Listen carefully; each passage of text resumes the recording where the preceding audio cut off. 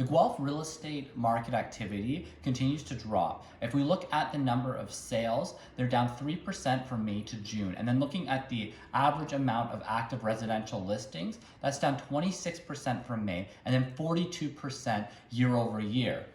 This June, we had the lowest amount of residential listings that we've had for over 10 years for the month of June. With such a dramatic drop in inventory, you would think that we were going to be going into a stronger seller's market, but the opposite appears to be happening. If we look at the average sale price for Guelph, it dropped 8% from May to June. However, you do have to take that number with a grain of salt because in May we did see an abnormal spike in prices, so that drop may not realistically be a full 8%, but we are starting to see prices soften. Currently, 57% of the houses that are selling for above their list price. So that's down from 69% that we had in May and over 84% that we saw earlier this year. Also, houses aren't selling as high above their list price. So in June, houses were selling on average for 2.5% above their list price. That's down from 6% in May and again around 12% at the earlier part of this year.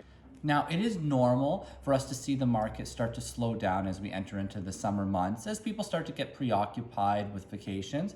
And this year, we might see that even further amplified as we're just now starting to come out of the lockdowns in Ontario from COVID-19.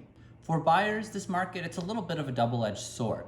On one hand, there is less selection out there right now, but on the other hand, if you do find the right property, you're not going to as much competition and houses aren't selling as high above their list price as they were before. This is still an excellent market to sell your house in.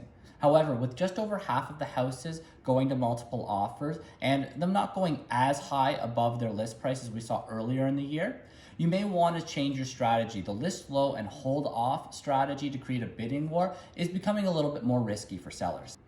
I'm Brad Wild from the Go Wild team at RE/MAX. If you have any questions about the Guelph real estate market, please reach out to us.